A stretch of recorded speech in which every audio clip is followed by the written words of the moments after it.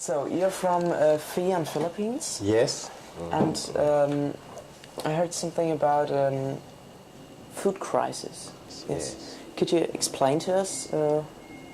What is it? Well, in 2008, no, I think in the Philippines and even in other parts of the world, there was an abnormal increase in the price of rice and other cereals, no, and which caused, in some countries there were some riots, no, but in the Philippines, fortunately, there were no riots, but the price of rice in the Philippines substantially increased, no, from 24 pesos per kilo, it became 42 pesos per kilo.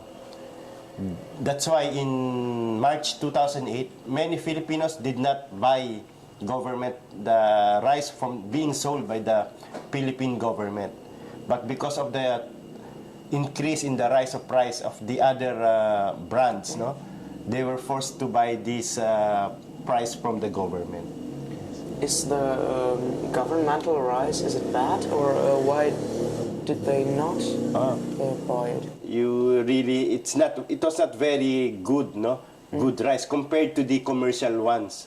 That's why, but because of the increase in prices, no, from 24 pesos to 42 pesos, many people had to buy the government rice. What does the government do to decrease the price of the rice? Well, one of them is one of the things they did was to import a lot of rice, no, from Thailand, Vietnam. In fact, in 2008, the Philippines became the #1 importer of rice in the world. No? And what does FIAN want to do against the uprising of the prices?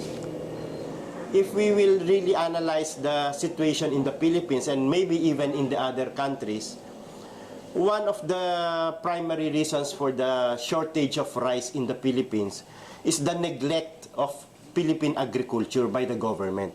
Because of the accumulated years of neglect of Philippine agriculture, so another reason is many of our lands, agricultural lands, were being converted into other purposes like golf course, residential houses, and other commercial uses. Probably there were around 800,000 hectares of rice lands that were converted to other uses. No?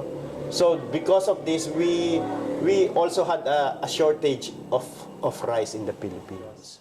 Because we have been trying to say to the government that our agricultural land should be used for rice and other food crops.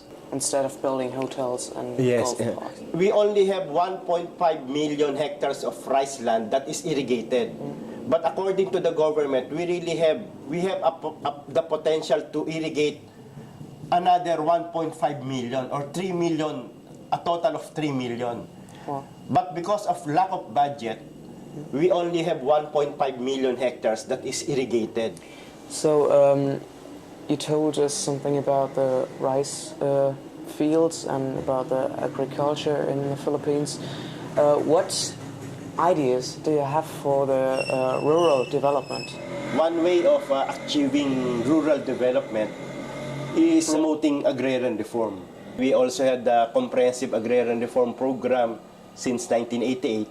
But today we still have around 1.2 million hectares of private agricultural lands, which must be distributed to the tenants. This 1.2 million hectares is mostly coconut lands and sugar lands, no? And these are owned by the very wealthy families in the Philippines and politicians. And what happened was that many governments, the past administration, they distributed public lands, but they did not touch these private agricultural lands. Another one is that we should really have to put up more industries because many of our farm workers, rural workers, do not have access to regular employment. In the rice fields, no? You have to wait for 3 months before harvesting. So between those 3 months, many farm workers do not have jobs. So that's the time when they really experience eating only for 1 or 2 times a day.